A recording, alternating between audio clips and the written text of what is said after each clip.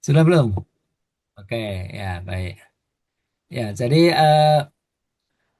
BRIN itu adalah Badan Riset dan Inovasi Nasional itu merupakan peleburan dari semua lembaga riset milik pemerintah. Ya, jadi dulu sebelum ada BRIN itu ada LIPI ya, ada BPPT, Batan, Lapan ya.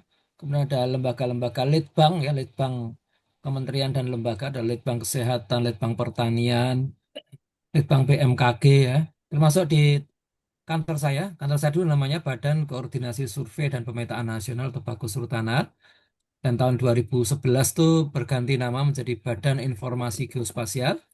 Itu di dalam BIG itu juga ada litbangnya. Tapi tahun 2022 semua litbang-litbang ini dilebur ke dalam BRIN ya. Nah, jadi semula kantor BRIN ya di tempat di mana lembaga-lembaga litbang itu punya kantor. Di Pontianak itu ada kantor X-nya litbang apa itu saya nggak tahu itu persisnya ya. Yang saya tahu itu di Sulawesi Selatan ya di Maros itu ada litbang pertanian ya, balai penelitian jagung ya, balai besar penelitian jagung itu di Maros. Itu masuk BRIN juga, tapi soalnya jadi BRIN Makassar. Di Wakatobi ada Loka Loka Penelitian Teknologi Kelautan LPTK, itu jadi litbangnya Kementerian Kelautan itu masih BRIN Wakatobi. Tapi semua sekarang masuk BRIN penelitiannya ya. Dan sejak tahun ini ya atau tahun lalu ya, bahkan sejak tahun lalu mungkin itu diwajibkan home base-nya diperkecil gitu. Jadi yang yang kantor BRIN di Pontianak sudah nggak ada ya. Sudah dikembalikan ke kementerian atau diserahkan ke Pemda. Jadi orang-orangnya ditarik semua ke home base namanya home base. Jadi kayak seperti eh, tadi ada Litbang Pertanian di Sulawesi Selatan, sekarang home base-nya di Cibinong ya, di Cibinong di Bogor ya. Jadi nggak ada lagi kantor BRIN Makassar udah nggak ada lagi. Ya, dikembalikan ke pertanian atau diserahkan ke Pemda. Demikian juga yang di Wakatobi itu diserahkan kembali ke Pemda. Jadi orangnya tarik semua ke home base. Home base-nya untuk pusat riset kelautan itu kalau nggak salah di Ancol ya. Kalau nggak salah di Ancol. Nah, itu sekitar BRIN ya. Nah, kemudian pernah ya waktu zaman Menteri Pendidikannya Nadiem Makarim itu kita ada namanya MBKM ya, Merdeka Belajar Kampus Merdeka ya. Itu memang ada orang-orang dari kampus-kampus yang magang di BRIN ya, magang di BRIN. Itu sempat berjalan berapa tahun lah itu waktu itu ya. Tahun lalu masih ada saya kira ya. Nah, kemudian di masa Pak Menteri yang baru itu kan dihapus ya, dihapus. Jadi memang sejak apalagi ditambah semua harus di home base itu makanya izinnya ya ke ini ke semua dulu ya di pusat juga. Cuma dulu kan brandnya brand di Pontianak begitu ya. Nah, sekarang nggak ada lagi di sana ya. Orang-orangnya di kalau fisika itu di Bandung ya. Pusat riset fisika kuantum itu di Bandung. Jadi nggak ada lagi di Pontianak atau di tempat lain nggak ada. Jadi semua begitu. Jadi yang namanya pusat itu ya semua kantor pusat. Pusatnya nggak harus di Jakarta. Pusatnya ya tadi di tempat di mana ada kampusnya. Green sekarang eh, merawat 5 home base utama ya di Jakarta itu ada 2 ya, kantor administrasi dan untuk bidang ilmu-ilmu humaniora ya di Gatot Subroto, itu kantor LIPI yang dulu itu. Kemudian di Serpong untuk ilmu-ilmu material, fisika material ya, instrumentasi nuklir segala itu di Serpong. Kemudian untuk ilmu hayati dan kesehatan ya itu di Cibinong ya, dan untuk ilmu-ilmu yang lain ya, ilmu dasar yang lain itu di Bandung ya. Itu yang utama itu. Yang ada masih ada yang lain saya eh, tidak terlalu mengikuti ya. Baik.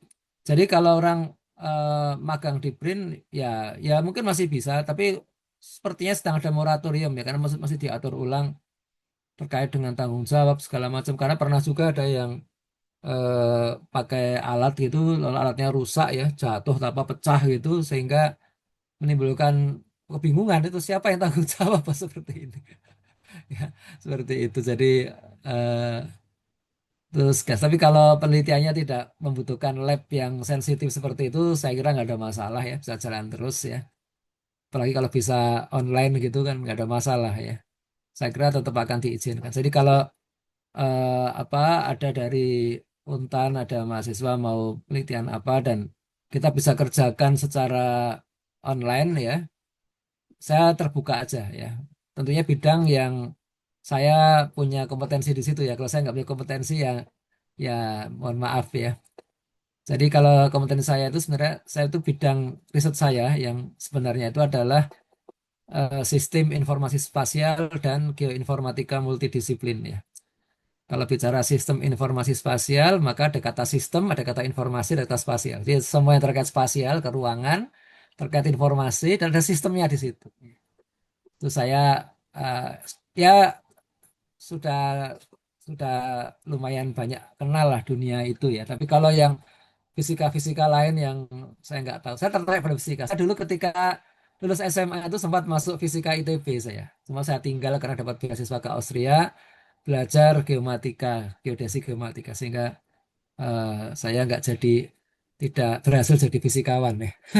Beda dengan Pak Firdaus, Bu Erwina jadi fisikawan.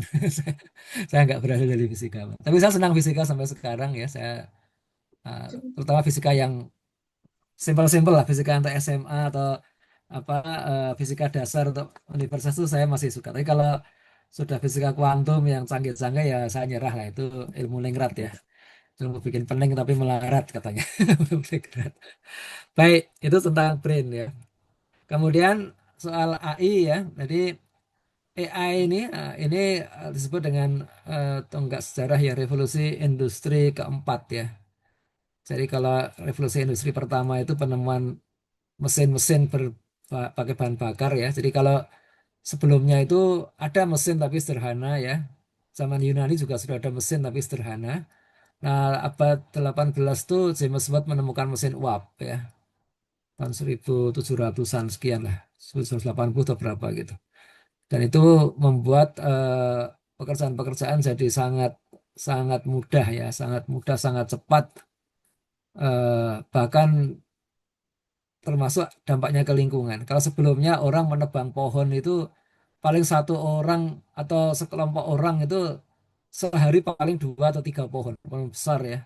Tapi dengan ditemukannya mesin, maka seorang diri bisa menebang sampai 100 pohon dalam sehari ya. Dengan gergaji mesin itu kan contoh luar biasanya. Dulu satu orang hanya bisa membawa satu kereta kuda ya. Satu kereta kuda itu mungkin kudanya ada empat ya, kalau biar cukup kuat ya, empat tenaga kuda, dia membawa beban satu kereta kecil ya, satu satu satu kereta kecil itu mungkin bisa membawa membawa muatan 1 ton lah, 1 ton itu maksimal itu ya, 1 ton itu mungkin 20 karung, 20 karung isi isi beras gitu ya, isi padi gitu ya, satu satu karungnya 50 kilo, kan 1 ton itu.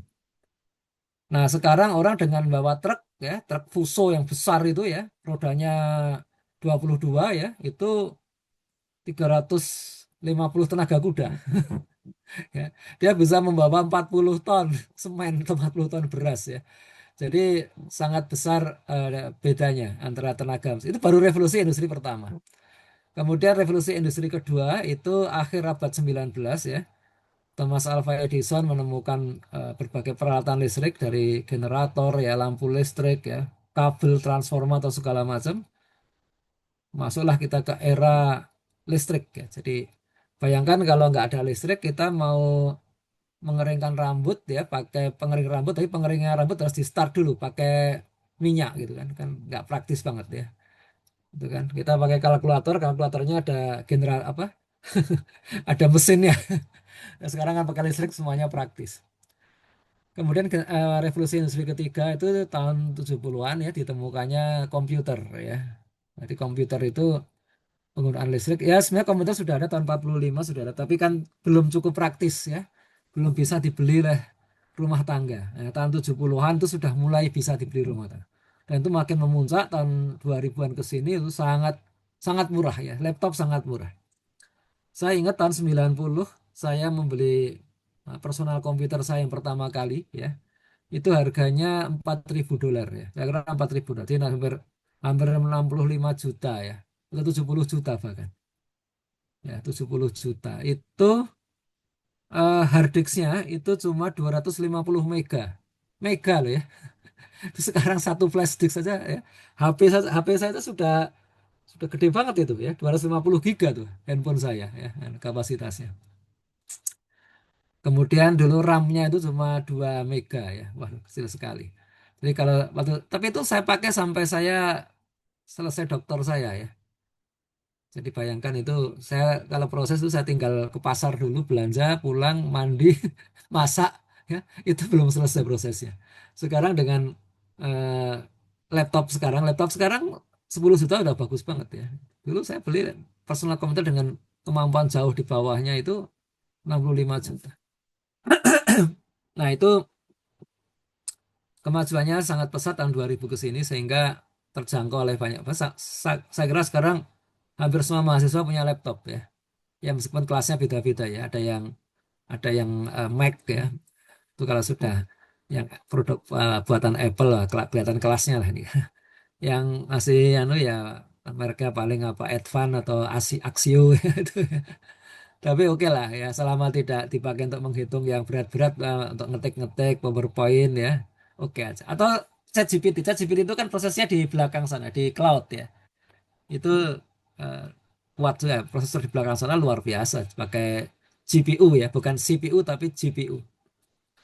Ya. Nah, revolusi industri keempat ini baru benar-benar ada tahun 2020 ke sini. Jadi kita sedang di awal ini, ada 5 tahun. Dan itu baru benar-benar eh, terasa sekali setelah ChatGPT keluar. Setelah ChatGPT keluar tuh yang lainnya pada brul keluar semua. Wah banyak sekarang ada 200 lebih eh, aplikasi AI yang ada di pasaran ya. Ada ya yang setara dengan ChatGPT itu Gemini ya dari Google, kemudian Grok ya dari Grok itu dari X ya dari perusahaannya Elon Musk ya. Ada Meta AI dari Meta ya. Kemudian ada DeepSeek dari Cina ya, DeepSeek. Kemudian apalagi ada Copilot dari Bing ya. Nah, cuma itu yang aplikasi generik. Ada ya aplikasi yang lebih detail ya. Itu misalkan ada Cloud ya, Cloud AI, ada Perplexity AI ya, ada Suno ya untuk bikin musik Suno ya. Wah itu kalau belajar satu-satu ya waktunya sebulan lah itu. Satu itu cuma satu aplikasi sehari dan kita nggak mungkin belajar semuanya ya. Karena saya sampai level menguasai ChatGPT seperti saat ini juga perlu waktu juga. Saya belajar ChatGPT dari pertama ya, sejak sejak bulan pertama diluncurkan saya sudah mulai menyentuh itu. Ya, jadi alhamdulillah ya. Jadi saya hari ini kita akan pakai ChatGPT dulu ya. Teman-teman kalau pakai yang lain silahkan ya. Tapi saya nyobanya pakai ChatGPT ya.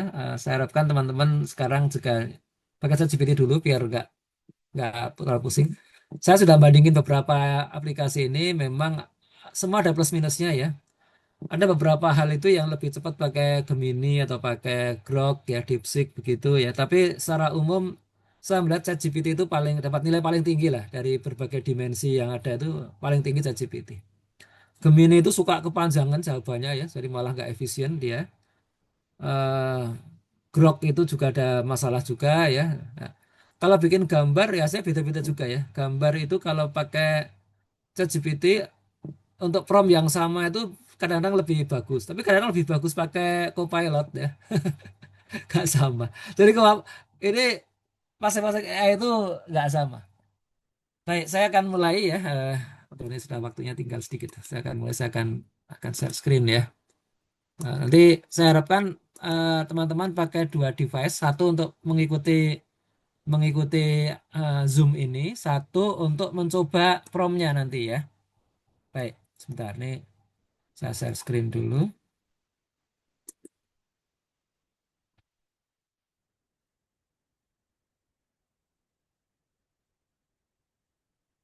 Oh, ini sih. Bentar. Sudah kelihatan belum ya? Lanang sudah kelihatan nih ya. Bapak pilot sudah bagus. Punya. Halo, Pak Lanang Iya Pak, atau sudah Pak? bisa Pas terlihat. ya? Ya sudah. Sudah bisa nih ya. Nah, Ya, sudah nah terlihat. ini eh, saya pernah menulis buku ChatGPT untuk pendidikan ya bersama sejumlah teman ini ya.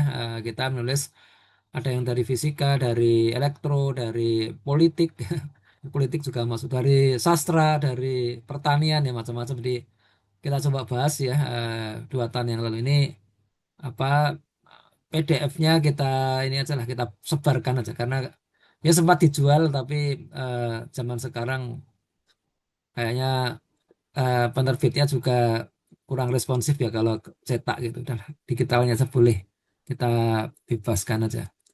Dan saya pernah coba ya jangan-jangan kemampuan pengetahuan AI saya sebenarnya saya terlalu terlalu ini aja terlalu pede aja. Nah, saya coba ikut sertifikasi. Jadi Microsoft itu bikin sertifikasi untuk AI ya, namanya Azure AI Fundamentals ya. Ada banyak itu ya. Kebetulan waktu itu UGM itu bikin apa? Bikin kerjasama dengan Microsoft sehingga sertifikasinya gratis ya. Ada pelatihannya ya, pelatihannya juga bisa ini ya. Sekarang digital juga ada ya. Kemudian kita untuk sertifikasi mesti datang ke UGM ya, karena sertifikasinya harus dikerjakan sendiri manual ya. Apa ya kita hadapi satu satu komputer gitu, tapi nggak boleh ada alat bantu dan komputernya nggak bisa dipakai untuk yang lain, dikunci di situ. Jadi kan lucu juga kalau kita sertifikasi AI, tapi kita jawabnya pakai AI. Nggak boleh saya pakai AI, nggak boleh. Harus beneran dan alhamdulillah saya lulus juga nih ya.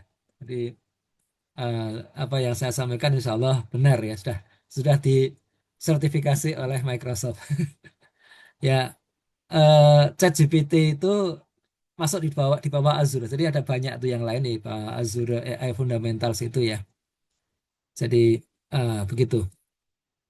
Jadi saya sekarang kan seperti diminta oleh Mbak Firdaus ya, saya akan menyampaikan tentang menulis prompt untuk karya ilmiah di bidang fisika. Jadi ada dua ya, satu menulis prompt untuk karya bidang fisika, satunya lagi menulis menyiapkan bahan ajar ya. Kita ada waktu 2 jam ke depan ya sampai 10.30. Mudah-mudahan cukup nih karena kalau sambil nyoba ya dan nggak terlalu lama ya.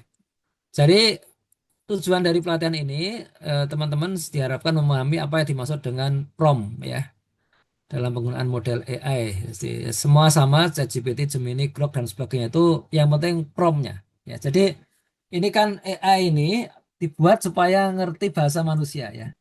Namanya LLM ya, Large Language Model ya. Tuh. Jadi kita sekarang bahkan pakai suara juga bisa ya. Nah, pakai suara bisa. Tapi tetap kita harus paham cara mendetailkan. Kalau kita bisa detail itu hasilnya bagus. Tapi kalau nggak detail ya enggak ya. Ya, jadi diharapkan nanti Anda semua bisa menyusun prompt spesifik untuk menghasilkan output yang berguna bagi karya ilmiah fisika. Jadi dari mencari ide, membuat kerangka naskah, mereview literatur, metodologi, analisis data, hingga diskusi hasil. Ya, kita bisa bisa gunakan semua ini. Ya. Kemudian peserta memahami teknik-teknik lanjutan untuk prompt engineering ya, memberikan konteks, menetapkan format keluaran, menetapkan gaya bahasa ilmiah, meminimalkan ambiguitas dan mengarahkan model ke domain fisika. Nah, struktur materi ini saya akan membuat pengantar dulu, pengantar prompt dan AI ya, definisi prompt ya. Jadi prompt itu kita menjelaskan kepada kalau di dalam ini ChatGPT nanti ya tentang konteks, kejelasan tugas, format keluarannya ya, nah, dan kaitan dengan riset fisika apa ya, tantangannya apa, matematika. Ini semua kita masukkan ya. Kalau kita tidak bisa menyebutkan konteks ya nanti hasilnya terlalu apa ya terlalu tumpul ya kalau mahasiswa yang belum paham masalah ini dia cuma bilang sudah ngetik di ChatGPT buatkan naskah untuk menjawab tugas fisika tentang memahami hukum misalnya ya itu kalau langsung begitu aja tumpul itu. Saya dengan cepat bisa mengenai ini pasti dibuat oleh AI ini. Dan mahasiswanya males ini promptnya terlalu pendek jadi nggak cukup nggak cukup detail ya. Nah, di sini ya untuk membuat prompt yang efektif ya itu kita perlu beberapa hal ya, memperhatikan beberapa hal. Yang pertama adalah kita menjelaskan konteks ya. Jadi Anda harus sebutkan di prompt GPT Anda ya. Jadi Anda ngomong ngomong dengan mesin kan. Ya, mesin itu pura-puranya orang. Kita bilang ke dia, Anda adalah peneliti fisika material ya. Terus nanti papernya akan diterbitkan di AIP ya. AIP itu Association apa International of Physics ya. Eh, Kalau nggak salah begitu ya AIP. Ada AIP, ada IOP ya. Kalau IOP itu International Organization of Physics. Kalau ini Association International of Physics ya. Kemudian tugas spesifiknya apa? Buatkan outline dulu. Ya, buat terus latar belakang. Terus kan, jadi kita ketika membuat paper itu nggak langsung jadi. Itu kalau langsung jadi jelek nanti papernya. Ya, tapi bertahap seperti ini. Jadi ada konteksnya terus. Terus pertama itu buatkan outline. Saya itu buatkan outline. Terus nanti baru baru berikutnya terus latar belakang. Nah, ketika buat outline itu juga sudah panjang ya promnya ya. Kemudian sebutkan format keluaran ya. Misalkan gunakan langkah-langkah apa ya, pakai bullet point, sertakan referensi ya. Kemudian tingkat keilmian ya itu juga disebutkan nih bahasanya formal ya. Mau bahasa gaul juga bisa ya. Mau bahasa bahasa Jawa juga bisa. Ada nggak paper fisika pakai bahasa Jawa, bahasa Sunda gitu? Ya ada bisa ya. Tapi ya ChatGPT itu mau dan cukup bagus juga bahasa Jawanya. Saya orang Jawa ya, saya bisa menilai itu. Tapi kalau untuk jurnal kayaknya nggak ada jurnal fisika pakai bahasa Jawa ya. Nah, terus mau tingkat PhD bisa ya. Nah, jadi kita sebutkan ini ya. Kemudian domain spesifik, misalkan apa ya? Skenario eksperimen optik ya, atau model numerik fluida ya. Nah, ini contoh-contoh domain spesifik sampai batasan negasi ya. Jangan tambah hasil yang belum tersedia. Jangan pakai istilah populis. Ya, jadi ini hal-hal yang kita mesti paham bahwa di dalam apa? Di dalam membuat prom harus ada seperti ini ya. Nah, contoh prom nih ya. Ini contoh ya, di penelitian ya. Ini ini kalau yang agak canggih ini. Saya bilang ke ChatGPT. Ini saya itu dulu tertarik dengan fisika plasma ya. Plasma itu kan kalau kita pakai tegangan listrik yang sangat tinggi ya, 10.000 volt gitu misalkan ya, atau dua atau lebih tinggi lagi ya. Itu kan nanti kan keluar plasma itu ya. Plasma itu kan atom yang sudah kehilangan elektronnya ya, lalu sudah lepas karena tegangan yang sangat tinggi itu. Jadi itu menarik itu kan. Itu bisa panas, plasma itu panas ya. Kata teman saya yang orang fisika beneran itu di atas berapa ribu derajat tuh di plasmanya itu ya. Tapi kalau di ruang vakum ya nggak masalah gitu. So, untuk melebur melebur apa biji besi itu bisa itu ya. Nah ini misalnya gini, Anda adalah peneliti doktoral fisika plasma. Ini kalau untuk yang mau S3 nih ya.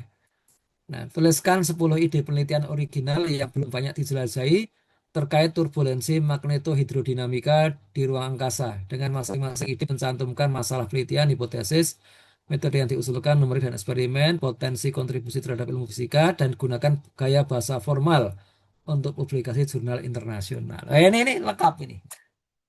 Contoh yang lain, misalkan gini ya, outline naskah. Ya, ini kalau Anda bukan jadi penulisnya, tapi jadi editornya. Ya.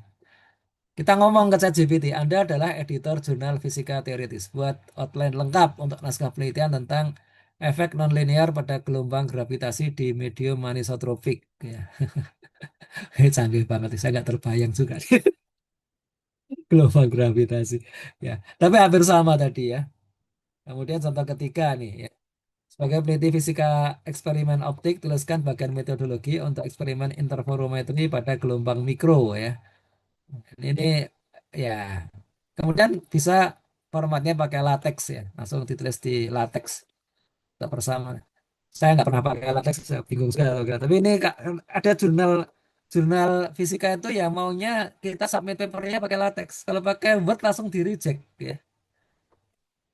Tapi kita pakai Word bisa sih. Word saya nggak tahu ya, saya belum pernah nyoba saya. Word di ekspor ke latex mungkin mungkin ada caranya ya. Nah, cuma kalau rumus-rumus tuh bisa pakai eh, Word sekarang ya. Jadi nggak masalah pakai Word. Nah, sekarang langsung latihan.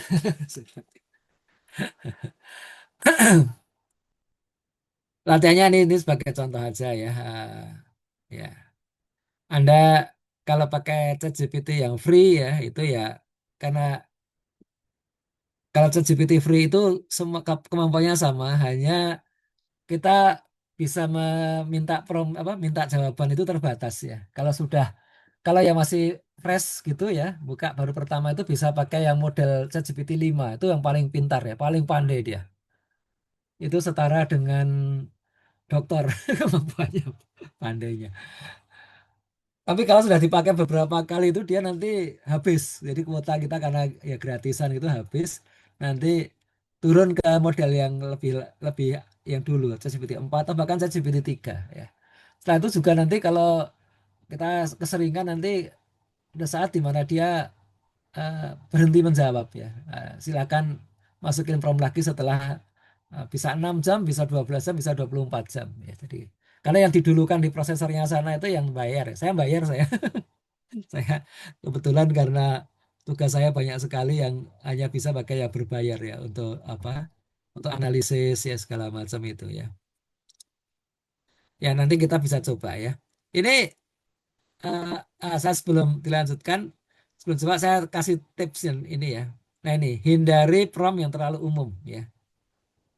Saya kata-kata tulis penelitian fisika ini, wah itu nanti tumpul nanti, papernya tumpul. Saya bisa mengenali nih kalau saya menjadi reviewer itu langsung wah ini kayaknya dibuat pakai ChatGPT dan orangnya nggak modal ini, nggak modal maksudnya nggak mau kerja keras ya, asal gitu.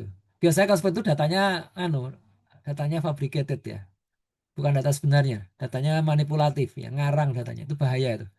Anda boleh pakai AI, pakai ChatGPT, tapi datanya harus sebenarnya, data ngambil dari lab, dari lapangan silahkan ya.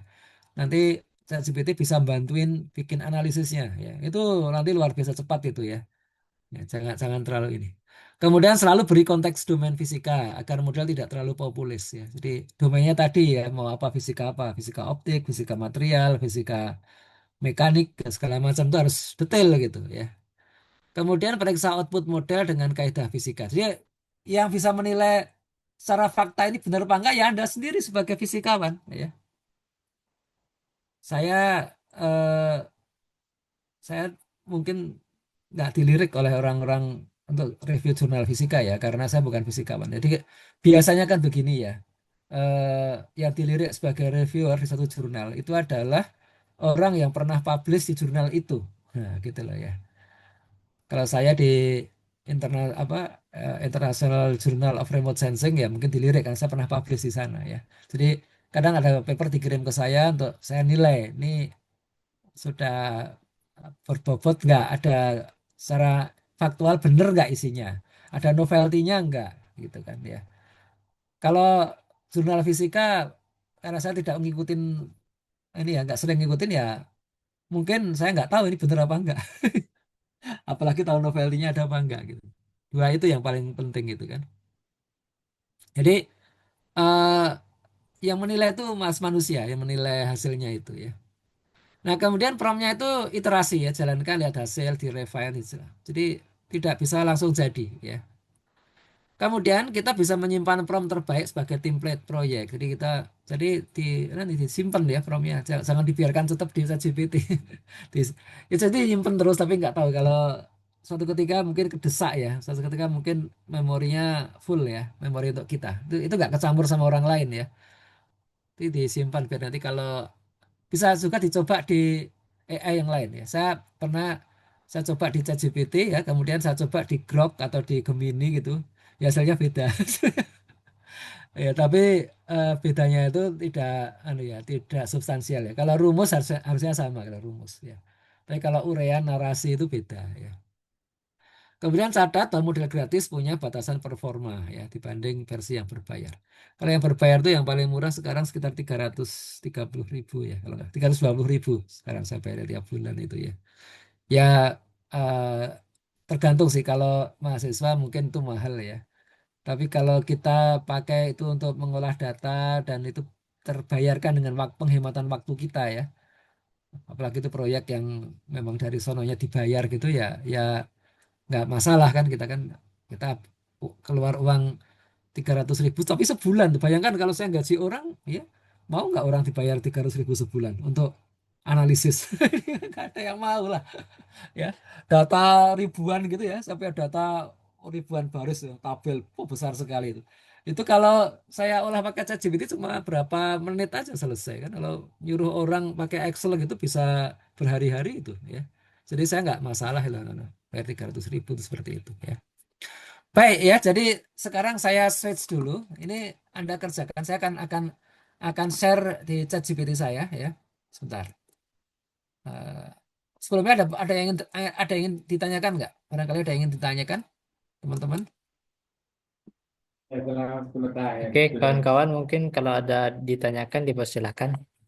Ya, saya akan langsung hand on ya dan saya harapkan Anda ya kalau Anda pakai laptop ya. Jadi kalau Anda ngikutin Zoom ini pakai HP ya itu bagus ya. Eh, Sekarang Anda buka laptop Anda, hubungin ke internet, terus dicoba apa yang ingin Anda lakukan ya. Sekarang saya share screen dulu ya, share screen. Saya nggak ingin nunjukin yang pakai AI yang lain karena waktu ya sangat singkat ini waktunya. Oke, udah kelihatan ya, ChatGPT saya ya. Ini teman-teman sudah juga ya, saya kira buka ChatGPT juga langsung praktek. Kalau Anda langsung praktek, Anda dapat 70%. Ya. Itu hasil survei ya. Kalau kita hanya menyimak ya itu 10% ya tidak dapatkan. Tapi kalau Anda sambil mengerjakan ya yang diarahkan itu Anda menyerap 70%. Jadi kalau Anda sudah di ChatGPT, yang pertama Anda lakukan adalah memberikan konteks ya. Memberikan konteks. Jadi saya akan bilang begini, ini ke ChatGPT Anda ya. Anda, maaf ini kok nggak muncul ya. Anda adalah seorang ilmuwan fisika ya. Atau jadi kalau sekarang karena konteksnya membuat karya ilmiah, maka saya katakan adalah Anda dan ini ChatGPT ya adalah seorang ilmuwan fisika ya atau peneliti fisika ya. Dengan S3 bidang apa ya. Terus kalau misalkan kita mau tentang apa tentang cahaya ya dengan S3 di bidang optoelektronik ya misalkan ya. Nah, gitu. Ya, optoelektronik. Kasih nama ya. Anda adalah misalkan namanya siapa? Salman, nah, Salman Al-Farisi. Kalau dulu ilmuwan Islam yang ahli fisika itu namanya Al-Hazen ya, Ibnu Al-Haytham ya atau Al-Hazen adalah Al-Hazen, seorang ilmuwan fisika dengan S3 di bidang optoelektronik ya. Ah, bantu saya ya me- membuat sebuah karya tulis ilmiah dan Anda boleh cari yang lain ya. Kalau nama ini ngarang juga boleh ya. Al Hazen mau diganti siapapun silakan ya. Tapi kalau bidangnya yang sesuai minat Anda ya. Kalau Anda minatnya mekanik atau minatnya material ya, minatnya nuklir ya silakan ya. Nah, ini kan bebas ya. Saya misalnya di bidang fisika laser ya, bidang fisika laser ya. Dengan target eh, jurnal internasional ya terindeks Scopus. Wah, ini biar sekalian aja kan. Q-nya Q1 atau mungkin susah ya Q1 ya. Q4 saja deh. Q4. Oke ya, sampai sini paham ya. Nah, oke, ini gini dulu. Ini ngasih konteks dulu ya. Dia nggak apa-apa dia nanti ya. Wah, lah, dia langsung ngusulin tema dia. Ya, nah, langsung ngusulin tema nih. Oke kan? Ya. Tuh, langsung ngusulin tema dia coba. Ini belum belum tak suruh anu loh. Ngusulin tema. Gimana? Sudah dicoba teman-teman? Ya. Ya. Terus ya, saya kalau saya terlalu cepat tolong di stop ya. Saya ini biasa ngomongnya cepat soalnya.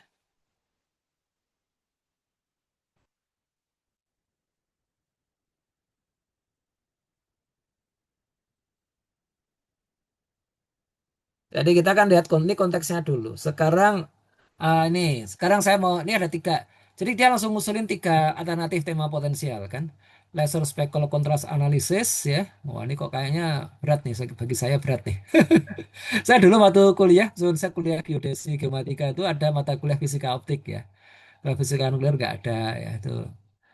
Kayaknya yang paling sementara ini yang paling menarik saya yang ketiga nih, low cost laser interferometer. Karena di geodesi itu dipakai laser interferometer. Saya pernah pegang alatnya itu.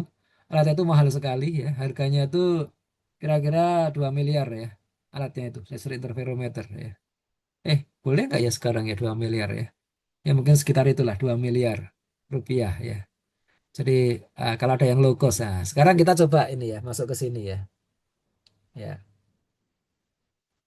kita bilang buatkan latar belakang ya, atau buatkan outline dulu. Buatkan outline untuk topik nomor 3 ya. Ya gitu kan. Buatkan outline ya. Tuh kan. Wah, ini langsung bikin ini lah, langsung bikin latar belakang ya, outline ya. Pakai bahasa Indonesia boleh ya. Pakai bahasa Inggris bisa. Tapi kalau Anda ya Anda fokus pada ini, pada apa? Pada anu saja, pada kontennya dulu. Kalau mau ubah ke bahasa Inggrisnya nanti belakangan gampang ya. Jadi mau pakai bahasa Arab juga bisa, bahasa Cina juga bisa, nggak masalah lah ya. Nah, jadi ini ada struktur ya, artikelnya kan ya, nah, kerangka lengkap ya. Tadi tadi di mana tadi? Nah,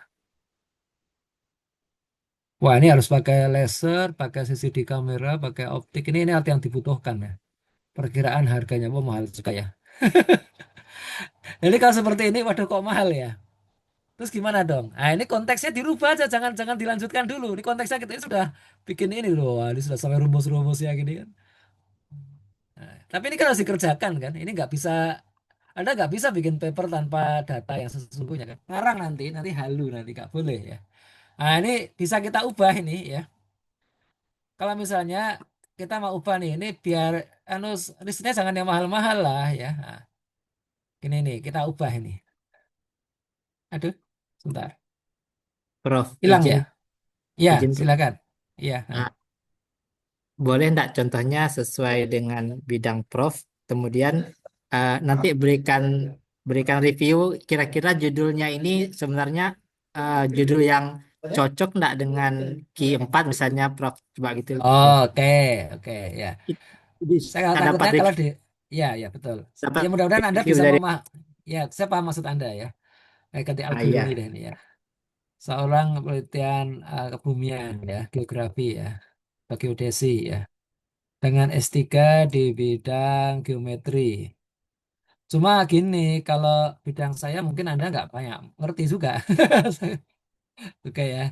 Saya membuat karya ilmiah di bidang eh, pengukuran deformasi. Nah, ini kan mungkin Anda nggak tahu deformasi gunung api. Ya. Nah, gitu. Misalkan gini ya. Nah,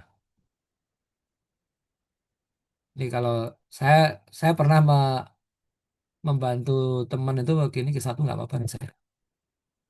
Satu, satu.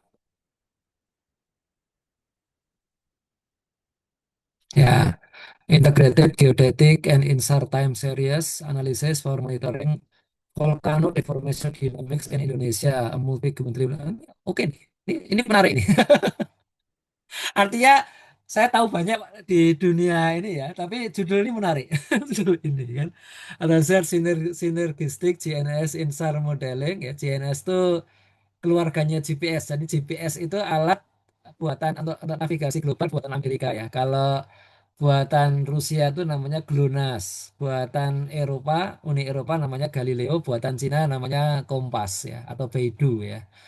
Jadi keluarga itu semua disebut GNS. Kalau INSAR itu citra satelit radar ya, terus diolah dengan algoritma interferometrik. Jadi satu pakai satelit GPS, satu pakai satelit radar ya.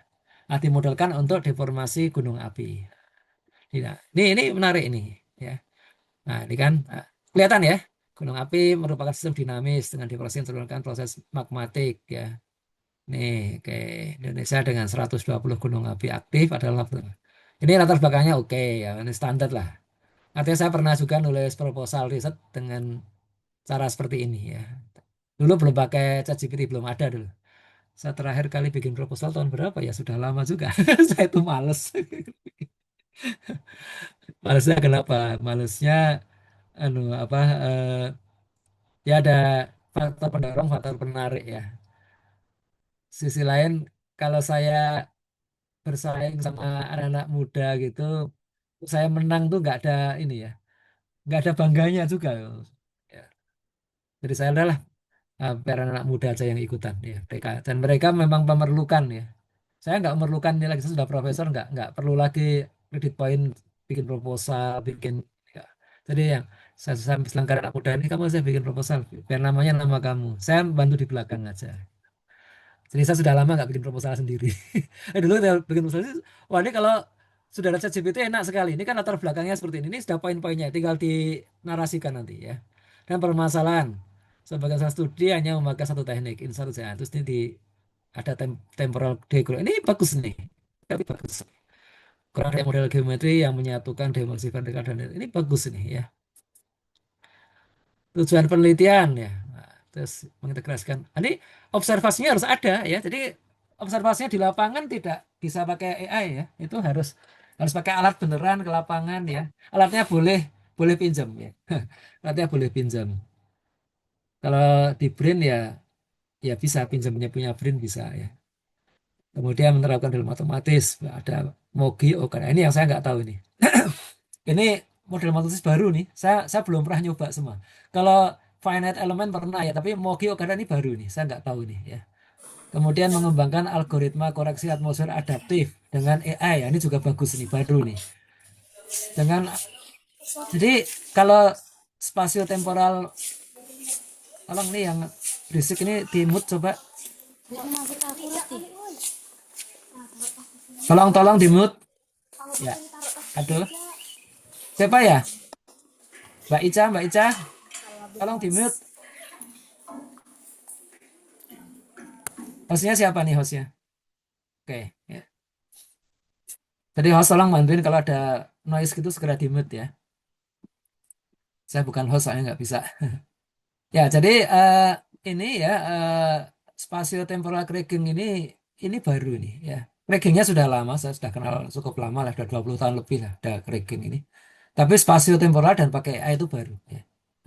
Dan signifikansi, melihat kemampuan early warning vulkanik berbasis data spasial. Nah, ini bagus nih.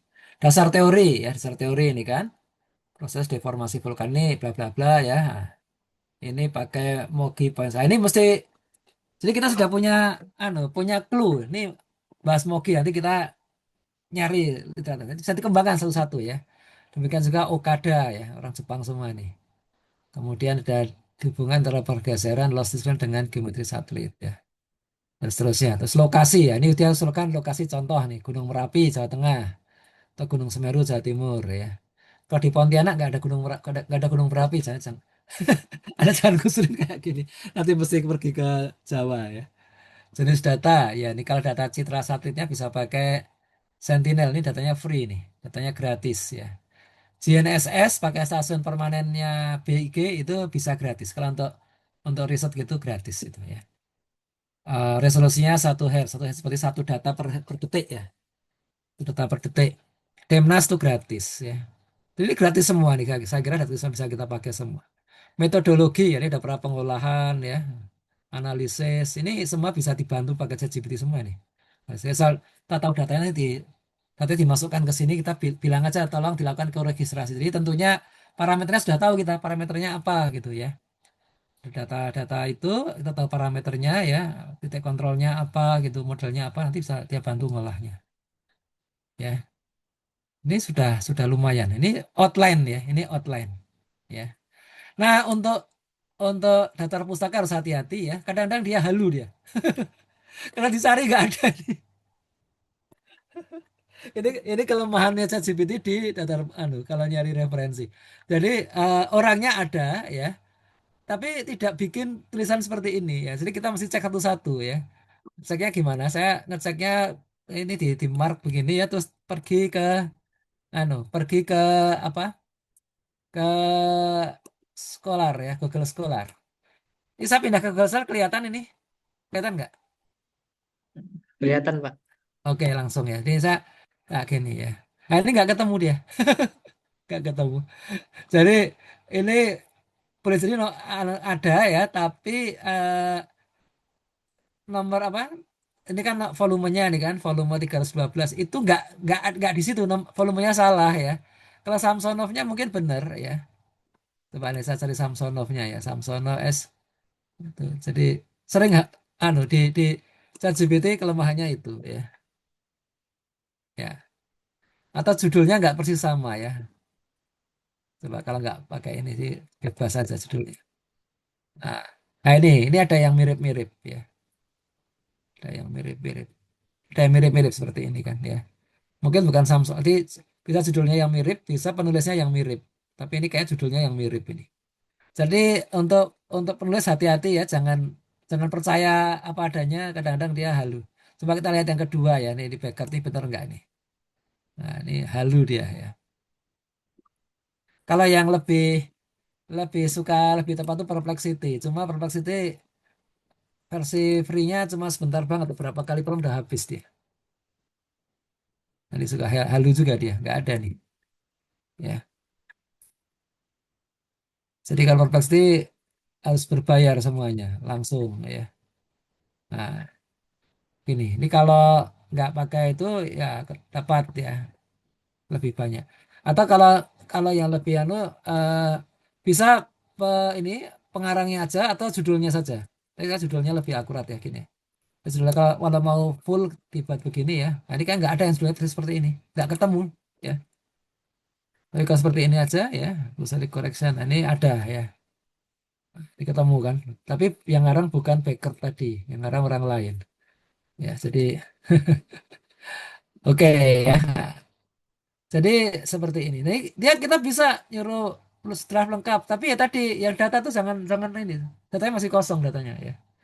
Ya, jadi kalau nah ini kalau kita mungkin tidak jadikan usulan penelitian ya. Kita bilang begini. Kita bilang ya kayak ngomong ke orang ke manusia nih. Ini kan data penelitiannya belum ada ya, belum siapkan ya. Jadi papernya belum bisa dibuat kan?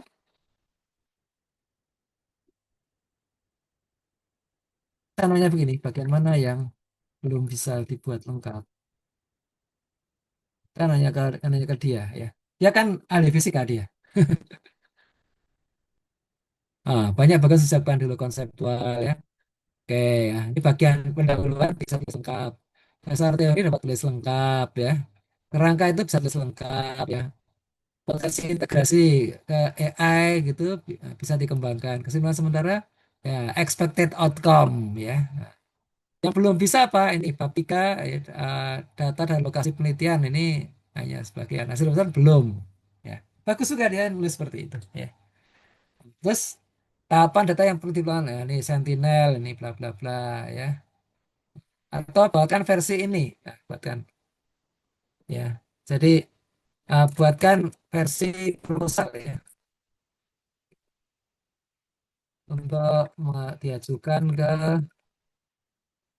hibah bersaing ya. Masih ada kan hibah bersaing? Atau kalau di BRIN itu ada program RIM ya, RIM ya. Riset Inovasi untuk Indonesia Maju. Ya gitu. Ya, jadi bukan rantai yang jadi tapi untuk RIM ya. Oh, jadi saya ini depannya. Ya kan ini. Ini latar belakangnya sudah muncul nih kan rumusan masalah tujuan. Jejak pusakanya masih baru begini ya. Nanti jadi diperdalam bisa ya. Nah, kemudian metode penelitian. Gitu. Ini baru outline. Jadi kita di outline itu kita detailkan gitu ya. Kita detailkan ya. Nah, tetap mendetailkannya ya. Ini udah sampai sampai anggarannya saya ada nih. Anggaran ya. Top ya. Kalau misalkan dilanjutkan ini ya, misalkan format proposal print lengkap ya. Oke nih versi versi akademik. Tapi kadang-kadang tetap lebih enak detailin satu-satu gitu ya. Kalau kalau kita langsung begini ya, eh, siap kirim ya, gitu. Itu nanti kalau di copy ke Word ternyata sangat sedikit ternyata, ya, sangat sedikit. Ini sudah tulis ya, abstrak sudah kalimatnya sudah narasi begitu kan, ya.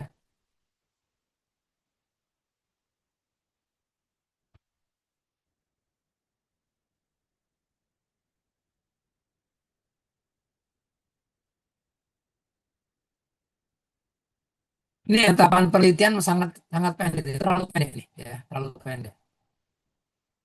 Jadi kita bisa bisa kembangkan lagi. Misalnya ini poin 42 ya.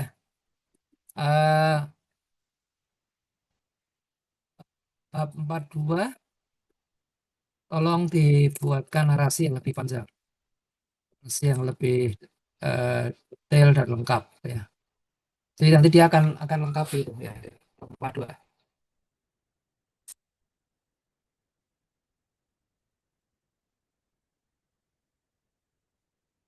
Ya, seperti ini.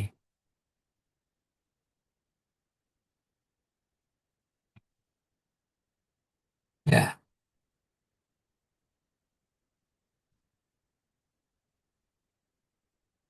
Bagaimana sudah dapat insight ya untuk nyoba ya yang apa yang untuk bidang Anda, bidang fisika ya.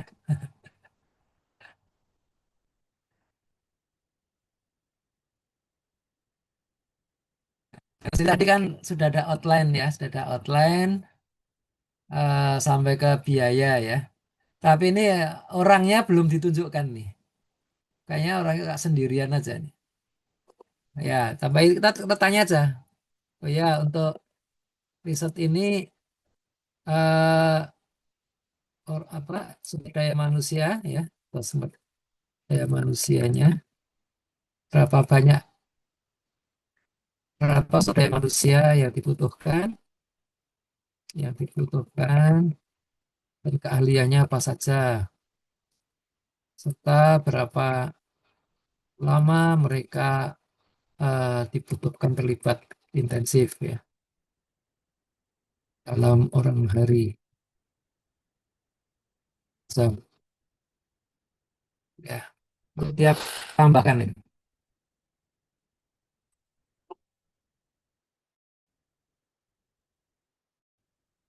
Ya, ketua peneliti ahli GNSS, ahli INSAR ya, ahli geofisika, vulkanik ya,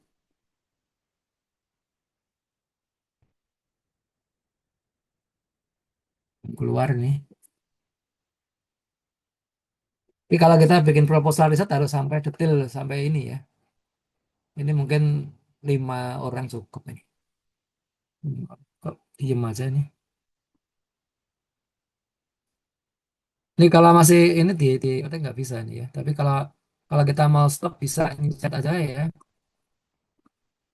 Di gini di refresh ini. Refresh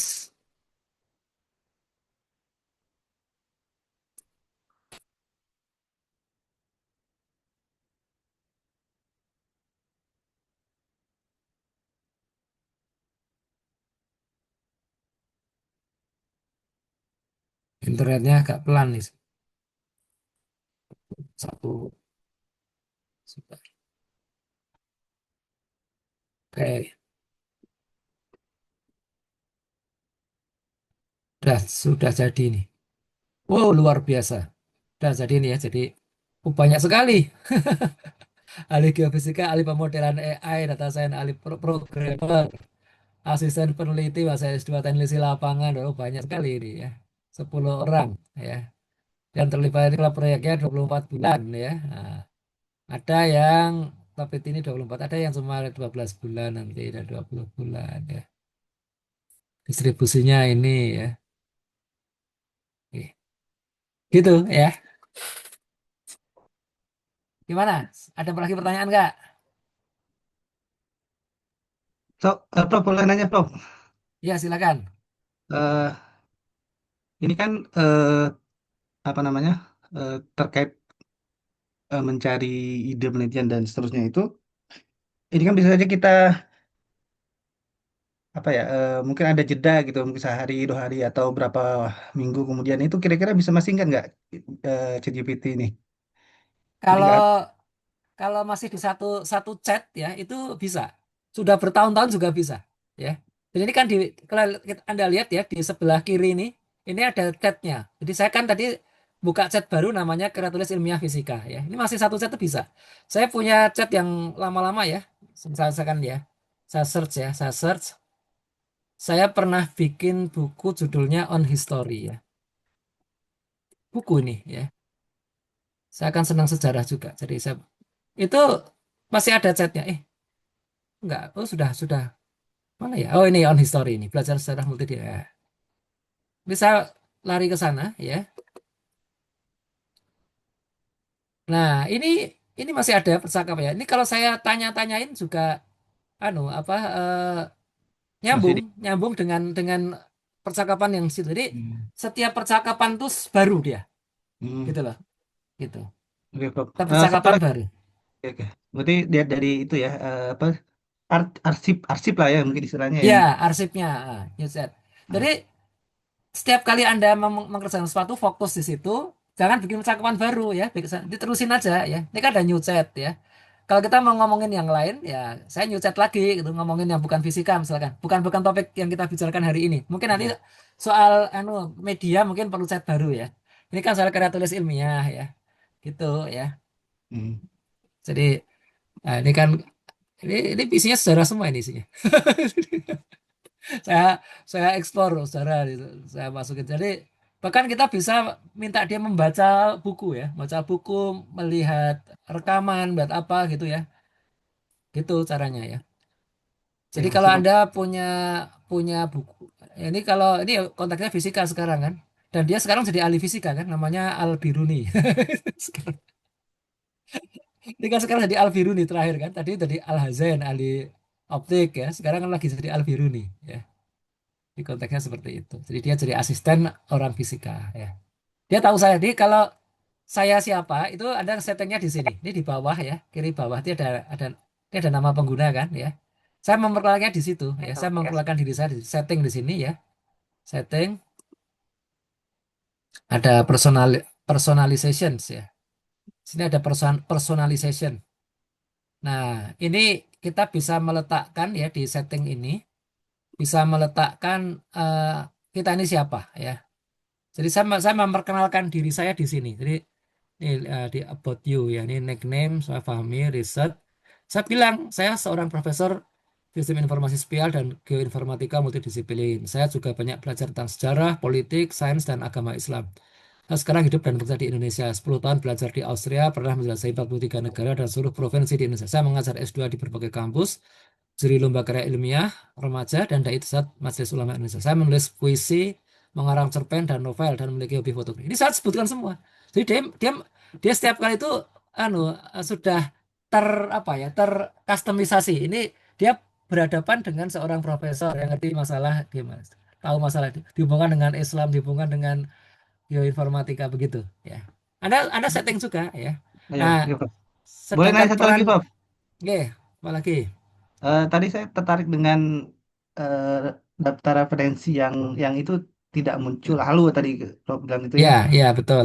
Kalau kita kan biasa biasanya kita kalau mau nulis artikel itu kan kita baca dulu ya, baca paper dulu paper orang gitu ya. Ya, ya. Lalu stepnya kan gitu, kita baru baca paper, lalu ya mungkin ya ada poin-poin pentingnya kita tuliskan dalam Oh, itu. ya. Nah, dan saya Oke, tertarik dengan algoritmanya eh, GPT atau AI yang ada sekarang ini. Apakah mereka seperti oke. yang kita lakukan gitu? Ataukah mereka Ya. mencari data-data lalu kemudian mencocokkan? Nah, khawatirnya kalau yang Oh, terjadi sebaliknya malah cocokologi gitu yang terjadi. Tinggal halu gitu. ya. Gini. Jadi AI ini di training ya. Dia bekerjanya itu dengan training. Tapi trainingnya tidak manual ya. Training yang paling dasar, paling awal jelas manual ya. Jadi dia bisa mengenali kata, bisa mana kata dasar, mana kata predikat, segala macam itu. Dan trainingnya itu lama-lama trainingnya otomatis. Trainingnya dengan AI juga trainingnya. Dia membaca seluruh Wikipedia, membaca seluruh Scopus, membaca seluruh bibliotika apa Britannica ya, ensiklopedia Britannica. Bayangkan tuh besar sekali. Jadi eh, ChatGPT itu belajar banyak ya. Tapi kalau karena dia belajar banyak, sebagian besar itu jawabannya akurat kalau bahannya akurat ya. Tapi kalau bahannya tidak banyak, ya tidak akurat ya. Jadi kalau kita tanya ayat Quran, Quran kan tidak ada variasinya ya. Itu dia akurat.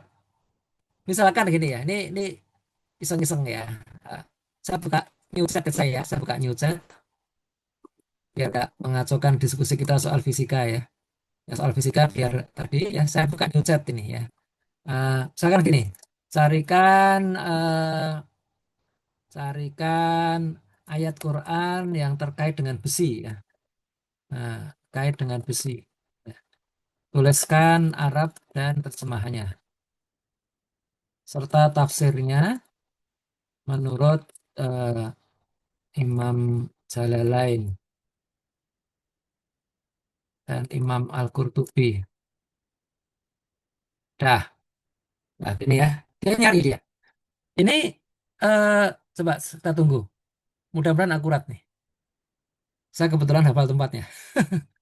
Ini akurat ini. Al-Hadid 157 ayat 25 ini akurat ya. Ini kan ya. Sungguhnya kami dalam surat menurunkan besi ya. Besi itu surat Al-Hadid surat 57 ayat 25. Terus tafsir ringkasnya ada di sini kan. Ini juga akurat ini. Tafsir ringkasnya akurat ya. Tuh. Terus kalau saya tanya ya, kalau besi di dalam sistem periodik kimia ya, itu nomor massa berapa? Nomor atom berapa? Ya, ini. Besi ternyata nomor atomnya 26 dan nomor massanya 56. Jadi ini, mohon maaf ya, ini bagi yang ngefans sama Ustadz Adidat, beliau di ceramahnya itu keliru. Dia mengira nama ini 25 itu nomor atom ya. Nah, nomor atomnya 26. Nomor atom 26, nomor massa 56 ya. Bukan 57. Yang stabil 56. Ada isotop besi yang Fe 5 apa? Fe yang lebih tinggi ya. Ada ya, Fe 5758 ada, tapi yang paling stabil itu 5. Ya, jadi itu cocokologi ya. Nah, sekarang kalau mau akurat selagi nih, kita punya buku ya. Terus kita mau tanya, saya punya buku ya. Saya upload saya buku saya ya. Mungkin Anda pernah tahu buku saya kan ya. Saya punya buku TSK Stories ya. Pernah tahu ya? Saya load buku saya ya. Mana buku saya ya? Sebentar. Nah, buku saya di mana nih? Di sini kalau nggak salah. TSK. Ya. Ya kan baca buku saya PDF. Ya. Saya itu.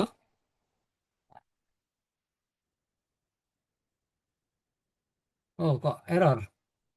Kenapa error? Biasanya bisa ya. Coba diulang. Atau buku yang lain ya. Atau edisi Word-nya aja. Edisi Word-nya saya buka. Edisi Word-nya.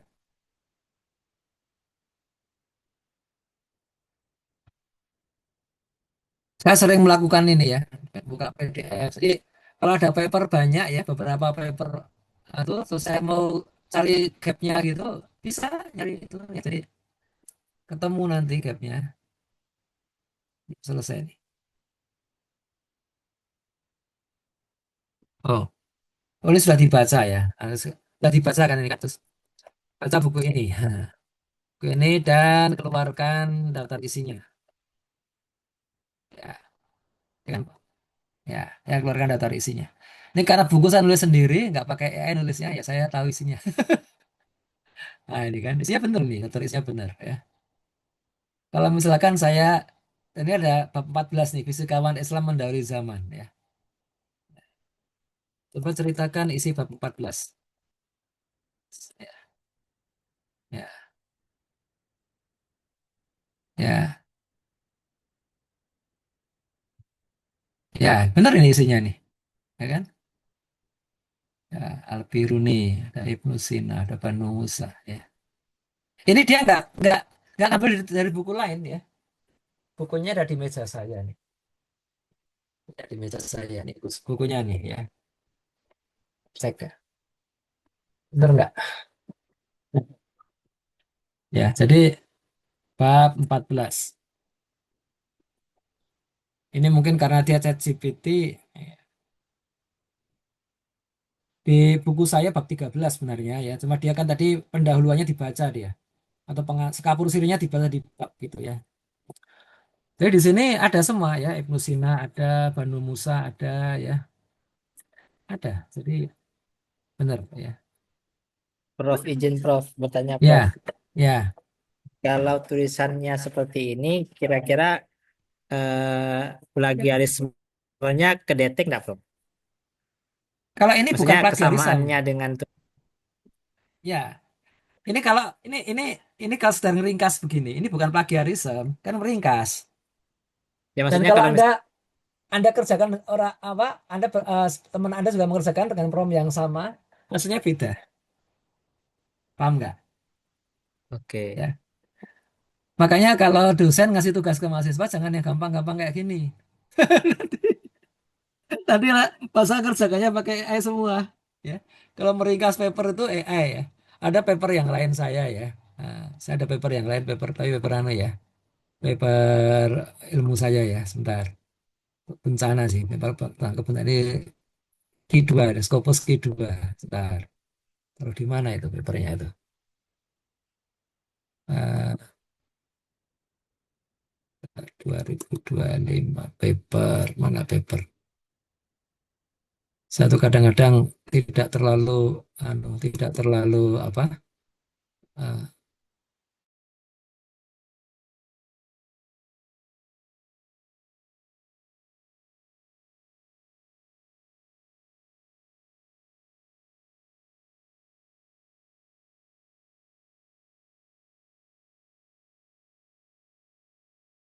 Singkat isi paper ini. Isi singkat paper ini. Ya. Nah, gitu. Ini bahasa Inggris ini tentang gempa Cianjur tahun 2022 ya. Ini mahasiswa saya nulis ya dari UGM ya. Nah, kemudian ini bla bla bla kan bla dan bla. Dia bikin gini. Itu otomatis dia baca sendiri ya. Baca sendiri kesimpulan ya. Ini kalau orang lain dengan cara yang sama hasilnya beda. Coba saya tunjukkan paper aslinya seperti apa ya. Paper aslinya itu ya cukup panjang ya. Tapi jadinya kalau cuma sekedar meringkas paper itu terlalu mudah, nanti anak-anak nggak baca paper itu, yang baca ChatGPT. Nah, tujuan kita memberi tugas ke mahasiswa itu kan supaya dia tambah pinter ya. Nah, kalau tugasnya dia yang ngerjain ChatGPT, yang tambah pinter siapa? Nggak ada nanti kan. Ya, nih saya tunjukkan papernya. Share.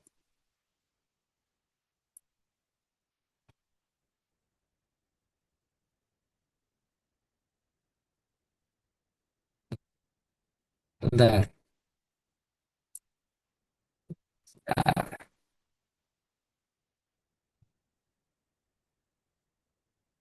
kelihatan? Kelihatan belum? sudah Prof. Ya, jurnalnya ya. Planning Malaysia. Ya, ini kalau dosen-dosen udah pernah nulis ya, ini Planning Malaysia itu Q2, tapi bayarnya tidak mahal ya. Dia cuma 1.000 ringgit lah kira-kira. 4 jutaan. Nggak sampai 4 juta, 3,5 juta lah kira-kira ya. Dan cepat juga ya, dimuatnya cepat nggak lama. Jadi saya nggak nyangka juga, ini mahasiswa yang belum lulus waktu itu kan. Dia magang di tempat saya ya. Saya tanyain, kamu sudah bisa ngerjakan apa? Oh bisa ini Pak, bisa ini. Oh ya, saya kasih tugas ini Pak aktual. Jadi mereka ketika datang ke tempat saya tuh habis gempa ini, masih fresh banget, baru sebulan lah gitu. Ya ngerjain ini ya. Nah, ternyata bisa. Jadi bahkan yang nulis ini banyak kan dia. Dan waktu itu belum ada ChatGPT ya, tahun 2022 ya, 2022, 2021, 2021. Sudah gempa ya 2021 kalau nggak salah. dua-dua deh, dua-dua, 2022. Nah, terus ya ini kalau pakai bahasa Inggrisnya sih diterjemahkan pakai Google nggak apa-apa ya. Nggak semua ini kayak ginian ya, materials. Yes. Jadi bahan ini ini dulu nggak pakai AI sama sekali ini ya. Tapi saya menunjukkan ini bahwa data seperti ini bisa dibaca oleh ChatGPT dengan cepat. Jadi kalau kita punya 10 paper begini, kita feeding ChatGPT ya untuk mencari riset gapnya begitu itu eh, cukup cepat ya, cukup membantu daripada kita baca satu-satu gitu kan ya. Tapi kalau bikin PPT mah tidak bisa ya dengan AI ya, tapi kalau Marikas bisa ya. Seperti ini Marikas. Aduh, ini siapa nih yang berisik nih? Ya, ini seperti ini. Dan itu juga data ininya nggak ada yang pakai AI ya. Jadi ini dulu waktu dibuat ini AI masih jelek banget lah waktu itu. Sudah ada ChatGPT udah keluar tapi masih jelek banget. Mas. Jadi saya nggak mau pakai juga. Terus sekarang yang ChatGPT 5 ini luar biasa. Insya Allah. Cuma yang daftar pustakanya masih jelek ya. Daftar pustakanya nggak ada itu halu itu pustakanya itu. Ya. Tapi kalau isinya oke ya. Isinya oke. Jadi kayak tadi ya yang saya balik lagi ke yang saya balik lagi ke ChatGPT ya. Aduh, ini kok masih masih ya ChatGPT ya.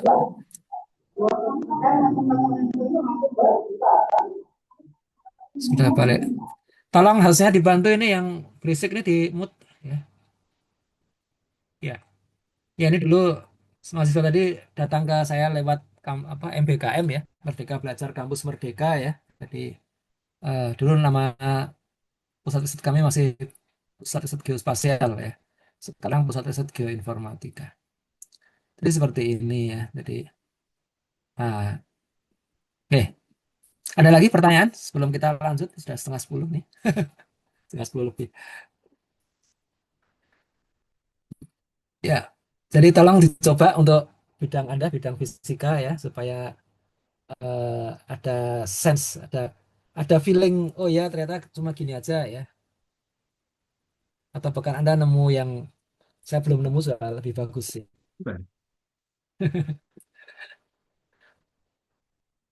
Cukup, bagian ini cukup, saya lanjut ke bagian berikutnya ya, yang untuk pembelajaran ya. Boleh Prof dilanjutkan Prof. Ya, ya, oke.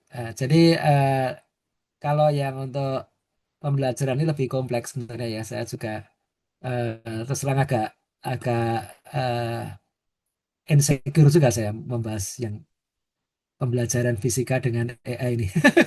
Insecure. Karena tidak semua bisa dengan AI ya. Ada beberapa yang dengan AI, tapi nggak semua dengan AI. Sebentar, saya share screen dulu. Ada yang maksud saya tidak semua bisa dengan ChatGPT ya. Ada yang dengan ChatGPT, ada yang bisa dengan ChatGPT, ada yang enggak ya. Jadi ChatGPT nggak bisa hanya dengan ChatGPT maksud saya begitu. Udah kelihatan ya, menulis prompt untuk pembelajaran fisika dengan AI. Ya. Jadi tujuannya kita supaya menghasilkan video atau media pembelajaran ya, animasi, penjelasan konsep, simulasi visual ya. Paling tidak PowerPoint lah ya. Nah, ini eh, ChatGPT bisa membantu membuat skrip narasi ya.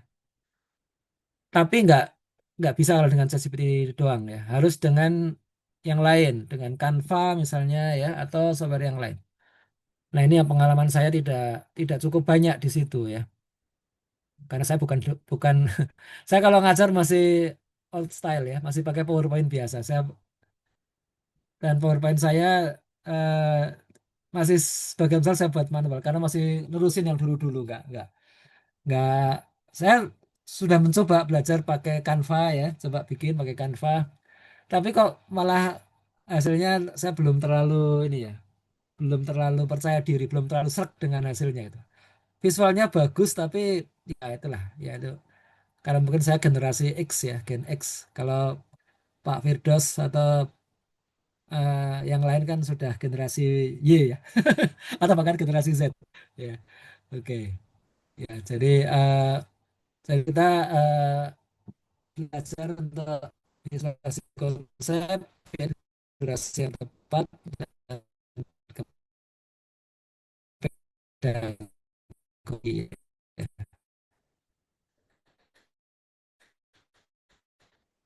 Harus dapat ya prompt menghasilkan skrip, narasi, storyboard, shortlist, elemen visual gampang itu elemen visual. Di ChatGPT juga bisa. Jadi kita memang bisa membuat media menjelaskan konsep stop. Jadi ya bisa dipisah.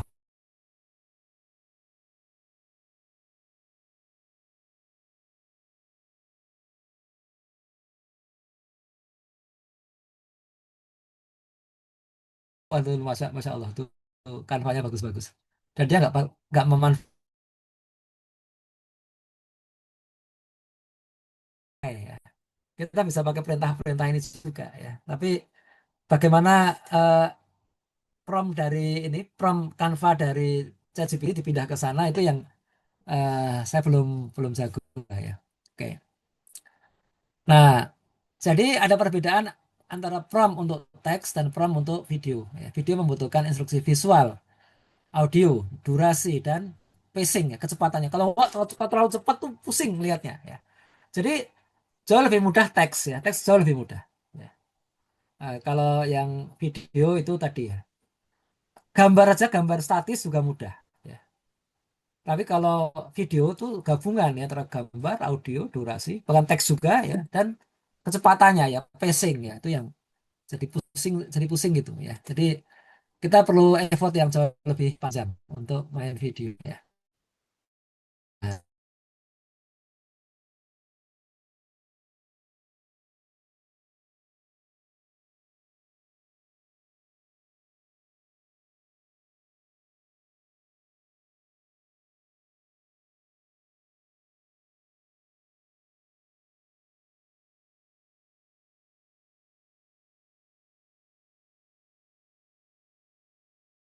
juga harus ditentukan mau pria atau wanita, bahkan wanita juga bisa kita tentukan. Wanitanya misalkan seperti penyiar radio sore, bisa suaranya enak renyah gitu. Eh, Pria suaranya seperti bapak-bapak, atau suaranya seperti anak muda yang sedang menjadi narator pertandingan sepak bola, gitu bisa beda ya.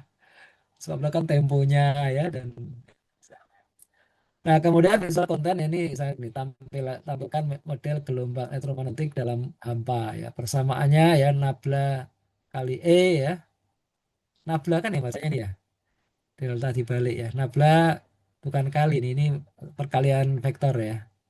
Sama dengan minus sigma B besar per dt ya. Sigma bukan sigma ya, dp delta itu delta huruf kecil. Muncul secara animasi. Zoom in ke medan listrik berubah waktu. Ya. Setur sin 1 pengantar 30 detik, sin 2 visual medan gelombang itu. Ya. Kemudian narasi, text overlay narasi ya dalam ruang hampa. Medan listrik yang berubah menghasilkan medan magnet. Kayak gini-gini ini ya mesti paham ya. Ini juga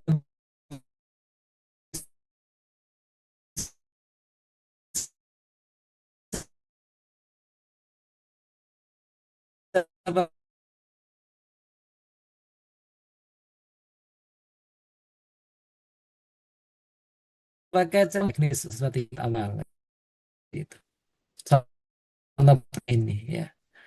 Ini ini pakai bahasa Indonesia bisa, pakai bahasa Inggris bisa ya. Beberapa AI yang di luar ChatGPT itu baru mau pakai bahasa Inggris ya. Canva sekarang sudah mulai bisa pakai bahasa Indonesia, tetapi tidak selengkap pakai bahasa Inggris ya. Makanya ini eh, prompt-nya ya saya minta pakai bahasa Inggris ya. Nah, jadi kita pindah ke Canva ya. Ini contoh prompt ya. Kalau yang agak interaktif ya ini ya, you are designing a six-slide interactive e-learning module for high school physics student on the double slit experiment. Ya. Jadi ini kayak ini ya, apa lebih ke ya maksudnya interaktif ya. Interaktif ini saya nggak tahu bisa pakai Canva apa enggak ya. Tapi ada AI yang menciptakan modul interaktif ya.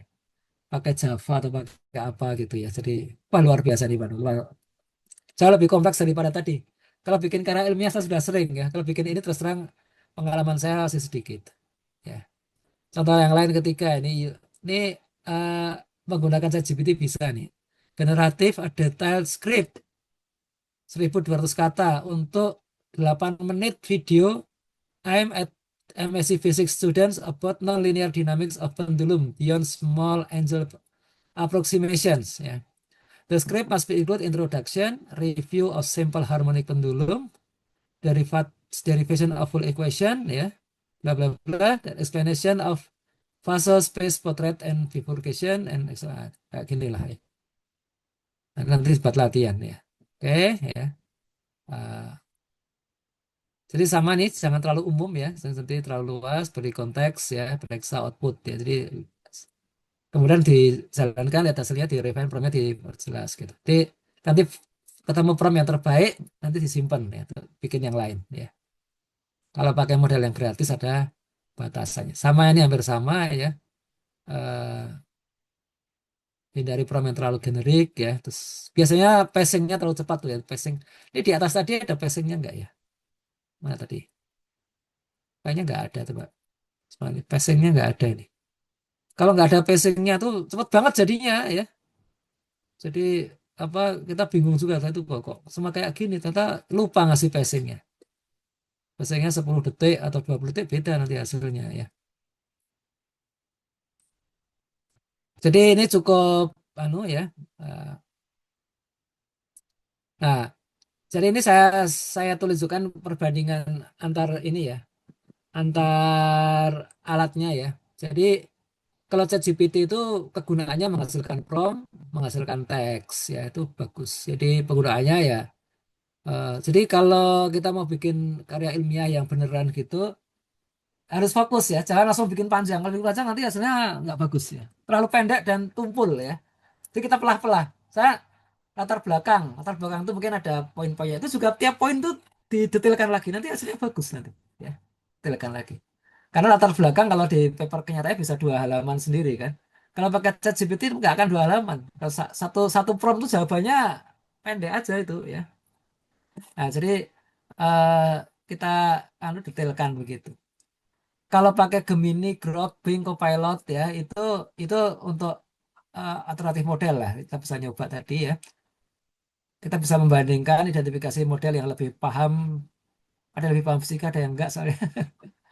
Kemudian ada AI video generator itu kalau Gemini itu pakai Veo ya, Gemini Veo. Kalau Canva itu saya pakai Canva saya. Kemudian itu animasi video pendek berdasarkan prompt ya dan kiatnya adalah pastikan visualnya sesuai konsep fisika. Ya.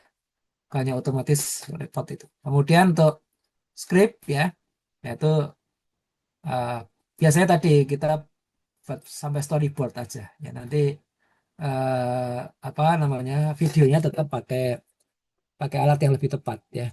Kayak ini misalkan ya ini kalau untuk anak SMA ya ini saya promnya di atasnya nih promnya.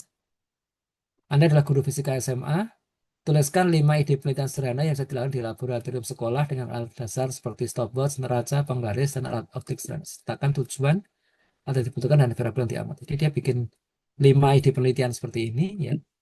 Ini pakai tali, pakai bandul, pakai bola kecil ya. Ini jadi sebenarnya ini bisa ya. Jadi ChatGPT bantuin bikin tabel kayak gini bisa ya. Kemudian apa lagi ya? Tapi cukup bermutu nih. Ini cukup bermutu dikirimkan ke jurnal ilmiah Brindex Sinta atau Scopus Q4 ya. Ini agak panjang nih. Itu kan ya. Ya, pengaruh sudah hambatan luka. Ini tapi ini kalau Anda lihat mungkin ya saya silakan Anda menilai nih. Ini kan untuk guru ya, jurnal untuk guru nih, jurnal ini tadi ya. Ini kan jurnal penelitian dan misalnya IPA atau Physics Education Journal ini jurnal untuk guru ini. Ini bawah ini ya, potensi publikasi ini.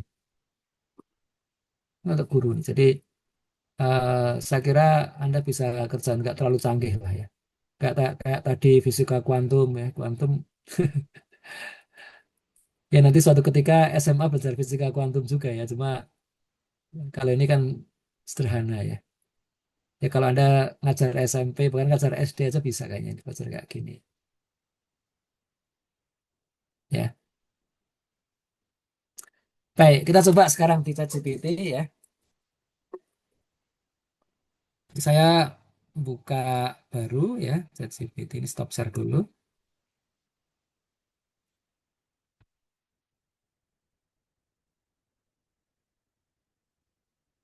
Tadi kan apa?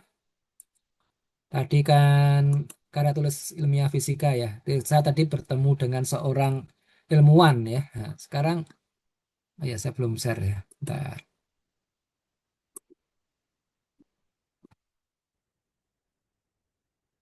Sekarang saya bertemu dengan guru fisika saya ya.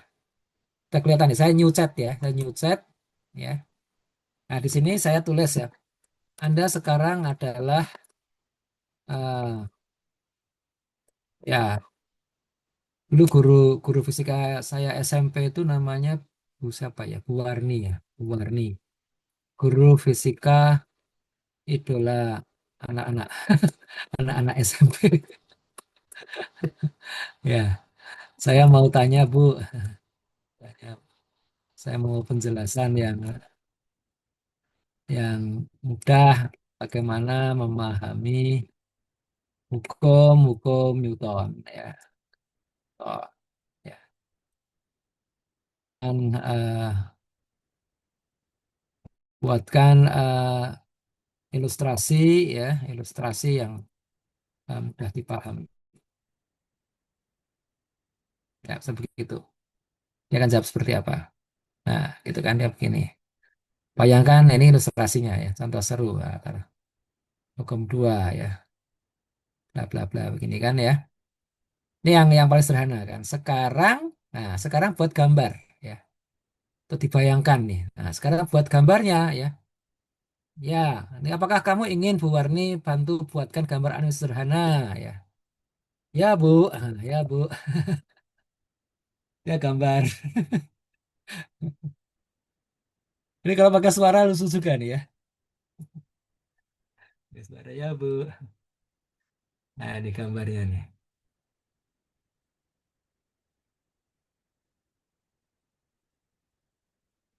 Memang agak lama nih. Dan kalau Anda pakai yang versi gratis, kadang-kadang ini nunggu setengah jam lagi dah. Gitu. Ya, jadi nah, lihat nih. Nah, ini bentar lagi. Nah, saya sama 1 menit lagi bisa. Yang Pro lebih cepat ya, Prof, Iya. bikin gambarnya. Ya, yang Pro lebih cepat ya. Saya beli yang Pro juga baru aja kok. Baru 3 bulan yang lalu saya beli yang Pro. Saya sudah sebelum 3 bulan sudah bikin buku saya ya. Bahkan yang gratis ya. Bikin buku free ya. Cuma waktu itu saya diminta ngajar di satu kampus ya, ngajar S2 tentang hukum laut ya. Waduh, saya waktunya terbatas nih dan saya kekurangan gambar ya. Karena saya buru-buru saya upgrade, saya beli yang pro terus biar lebih cepat kan, kalau nggak kekejar, kalau satu gambar harus nunggu nunggu, nunggu setengah jam nggak kekejar ya. Ini seperti ini, tetap harus Anda baca dulu ya. Anda baca dulu ya, ini memang digabung ini. Nah, buatkan ilustrasi tunggal ya, ilustrasi tunggal dan hukum 1 Newton, pakai gambar yang 3D natural realistik ya. Stick mobilnya Mercy, nah, atau Jaguar ya? Atau Ferrari ya, Ferrari dengan nomor polisi. Kita ngarang begini bisa. Saya bukan Ferrari. Nanti lama-lama kalau sudah tua jadi Ferrari mungkin. Karena masih kecil. Dengan nomor. Ya. Oke ya, gini aja ya. Seperti apa dari hasilnya? Saya ini suka nih, antusias juga hasilnya mau seperti apa.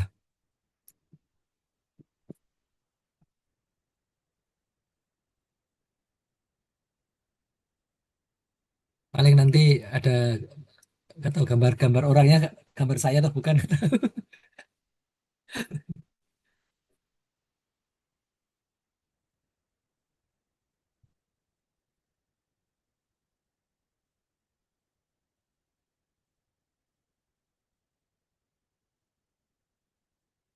Tunggu sebentar ya. Jadi ilustrasinya tunggal nih.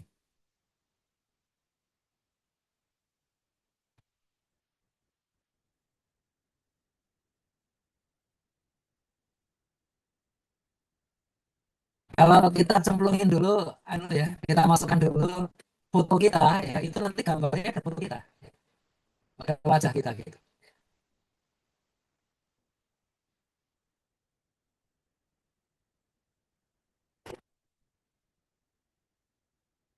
Oh ini kok kayaknya nggak sepenuhnya 3D ya,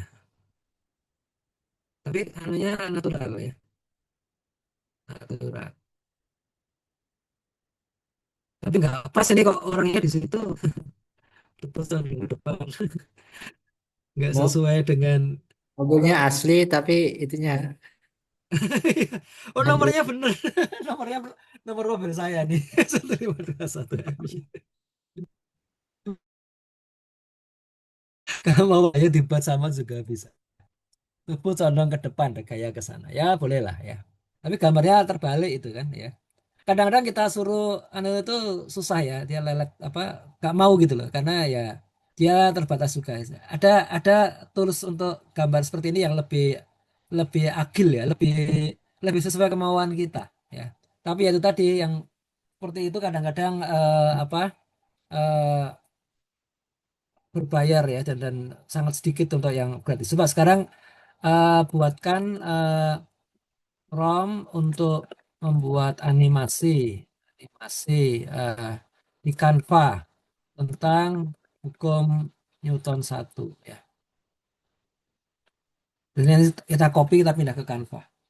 Soalnya kalau di saya nggak tahu ya, di sekarang di PowerPoint, kok di PowerPoint, di ChatGPT 5 ini seperti apa bikin bikin ini, bikin apa animasinya nih. Nah animasinya ini ternyata ada seperti ini ya. Ini 2 menit atau kayak visual, dia tahu lah, kebanyakan animasi itu perlu 2 menit gitu kan ya. Mobil melaju kayak gini nih panjang ya. Coba sebentar, apakah animasi ini juga bisa dibuat dieksekusi di chat GPT?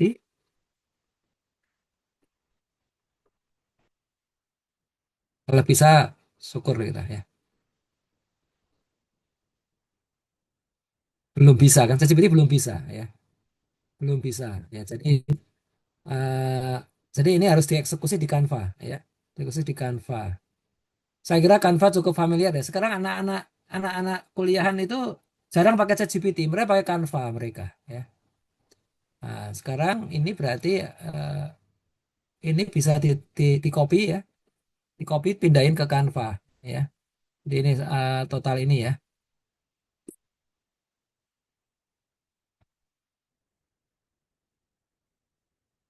Ya, ini seperti ini ya. Kita pindah ke Canva ya. Kita ada Canva ya. Saya kelihatan ya. Ini Pak dosen pada bisa pakai Canva nggak? Ada yang bisa, ada yang nggak, Prof. Kita mau tidak mau harus belajar. Saya itu ya, saya itu ketika kuliah saja kalau pernah pakai PowerPoint. Ya. Zaman itu belum ada PowerPoint. Saya tuh belajar PowerPoint setelah dokter. Secara istilah setelah dokter. Belum ada. Itu kan yang dulu sekarang udah pakai Excel, terus saya coding sendiri tuh pakai PowerPoint. Ya, jadi ya Allah, zaman zaman jahiliyahnya dunia dia sudah ini gimana caranya nih presentation ya sudah uh, kan ya sudah audio create design ya. video ya, video gini ya, video. Nah, ini yang saya terus terang karena tidak percaya diri dengan dengan Canva karena nggak tiap hari pakai gitu. Karena saya wah set gitu ya. Jadi saya karena ada anak yang biasa pakai Canva, saya suruh dia bikinin. Coba gitu. Eh, Sebenarnya saya sudah sebulan nggak di rumah ya. Dia sudah berkeluarga jadi nggak ini. Nah ini sekarang kita taruh ini ada di sebelah kiri ini ada magic ya, ada magic, kita pakai magic. Ini ada magic media, ada magic media, ya kan? Nah ini kita ada describe what you like to create ya. Slide, nah kita masukkan di sini semua ya. Buat animasi edukatif ya. Sekarang apa? Generate image ya, generate image. Saya terserah nggak tahu nih nanti hasilnya akan seperti apa. Mudah-mudahan cukup bagus. Nah, ini hasilnya ternyata masih seperti ini, belum belum ya, belum video ini ya. Ini bisa kita simpan ya. Itu di atasnya ada pilihan image, Iya, grafik, video, Prof. ya betul. Kalau kita simpan ke video gini ya, generate video apa yang terjadi? Tadi image ya, sekarang video.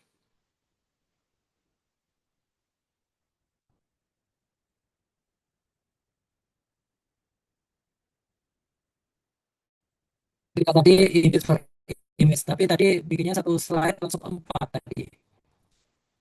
Kalau langsung empat kan nggak enak. Mestinya satu slide satu ya satu ini. Dan kan sekarang lebih bagus.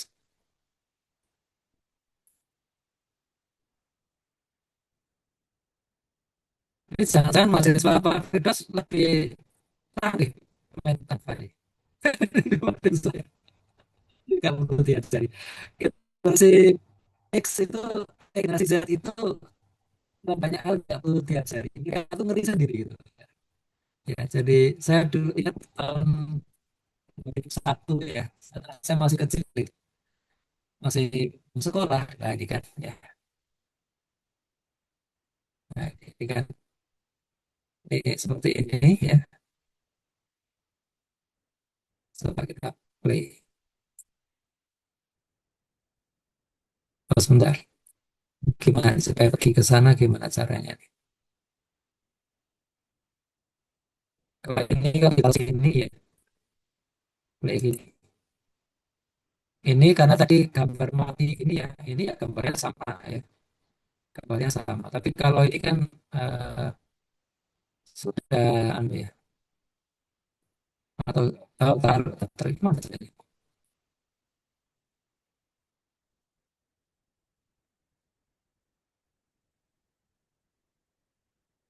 Ya, saya nggak tahu di tempat Anda mungkin lebih baik ya. Saya tidak terlalu familiar dengan Canva ya. Tapi saya sampai ke prompt tadi oke ya. Ya sampai di ini kalau yang image tadi itu bisa kita simpan ya. Bisa kita simpan di ini di eh, apa pakai kan kalau nggak salah SMS bisa SMS ya kita simpan dalam PowerPoint gitu ya. Ini pilihan aja di gambarnya kurang lebih sama ini. Ya, bisa kita simpan dalam ini kok video.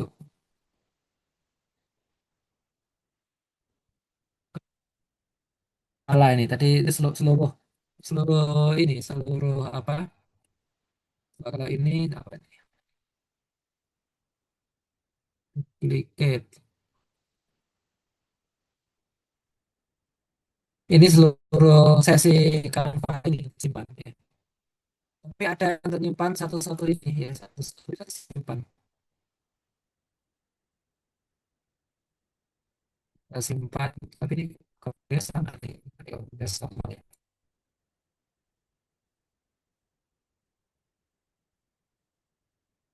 Oke, sementara ada pertanyaan nggak? Tapi saya nanya tentang kanvanya ya, saya sendiri harus belajar dulu nih. Kanvanya seperti apa. Oke, Prof. Nggak masalah, Prof. Ya, ya, ini harus belajar dulu soalnya apa nggak belum tiap hari pakai ya. Saya masih masih old style. Kalau kenapa ya? Karena saya kayak PowerPoint ini ya, template-nya ini sudah saya pakai bertahun-tahun ya. Eh,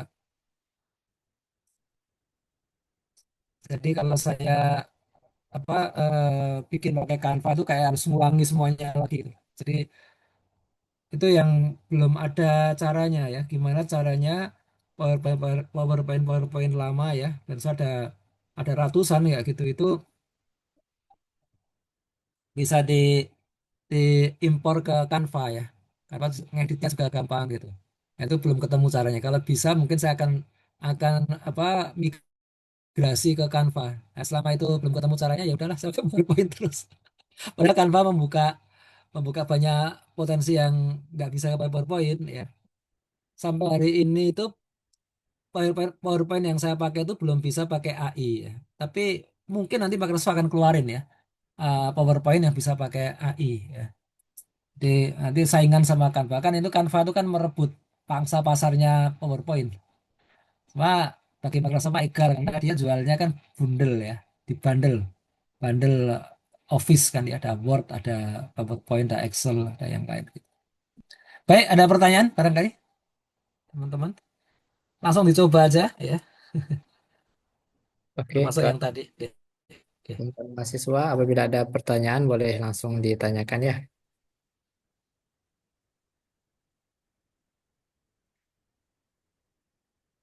Oke, mungkin sambil menunggu pertanyaan dari mahasiswa, Prof. Saya mau tanya nih, Prof.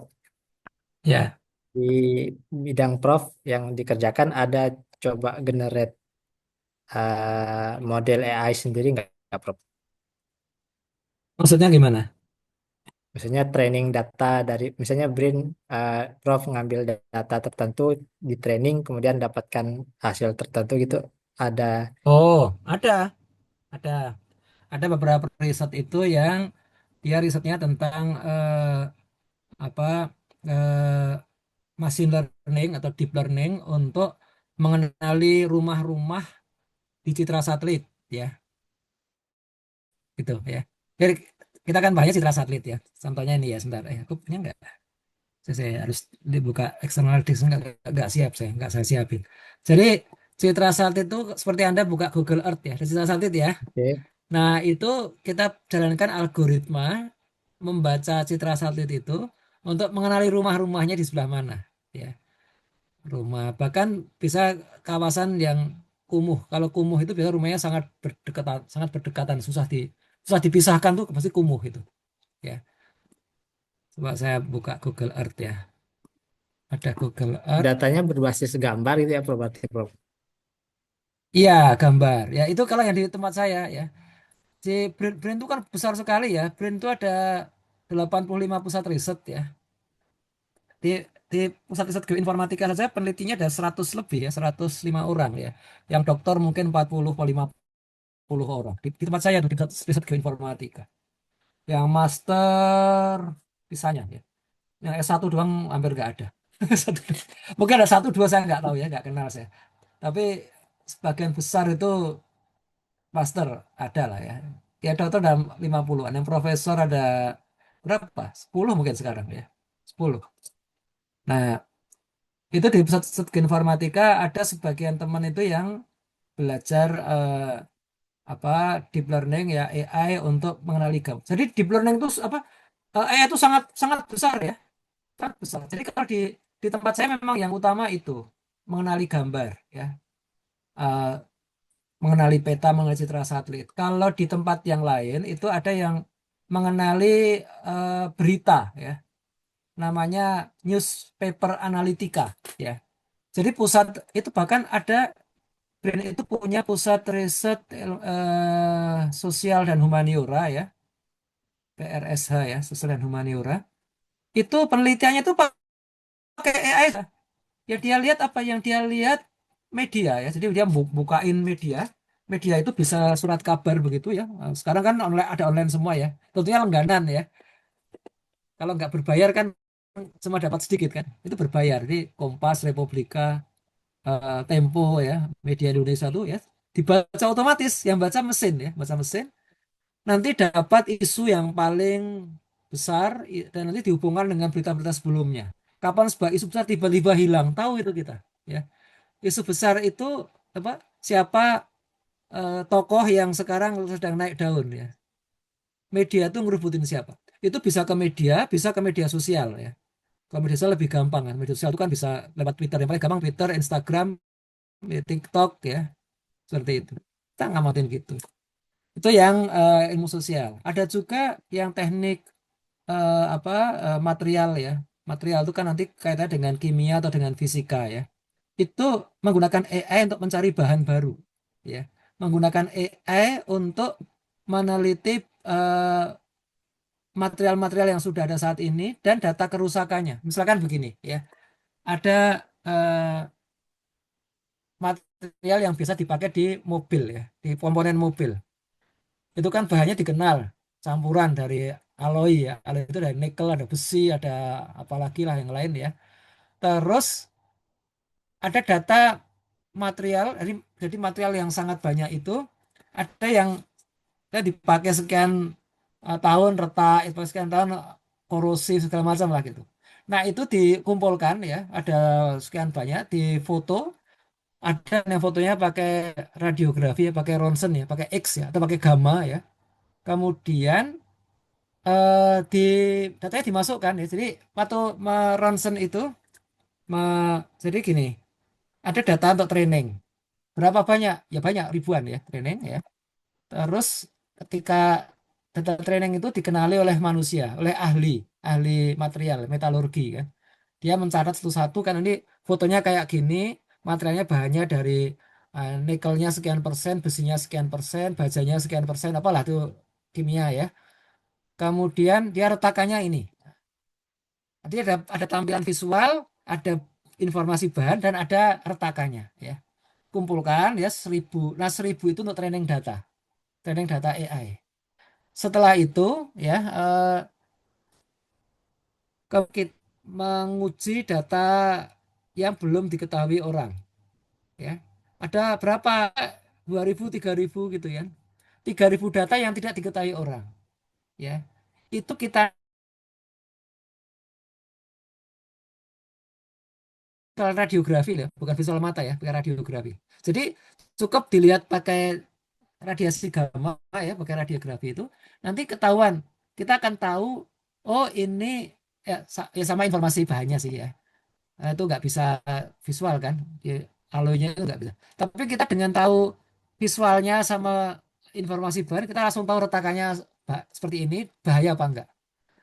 Itu gunanya apa? Gunanya di pabrik mobil, pabrik pesawat. Ya, saya pernah membimbing mahasiswa masalah itu ya. Dia waktu itu di Bali sudah 10 tahun yang lalu ya, atau 15 tahun yang lalu. Sudah papernya keluar tahun 2014. Coba saya cari ya di anu ada kok di apa? Di Google Scholar ada. Coba saya cari sebentar ya. Jadi ada ini paper saya yang rada bau fisika, tapi saya dulu membimbing image processingnya ya. Image processingnya ya. Jadi saya kemudian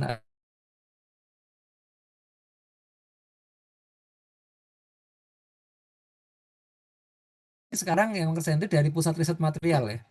Pusat riset material itu nyari-nyari kayak gitu itu ya. Bentar. Ini jadi tunjukkan ini ya.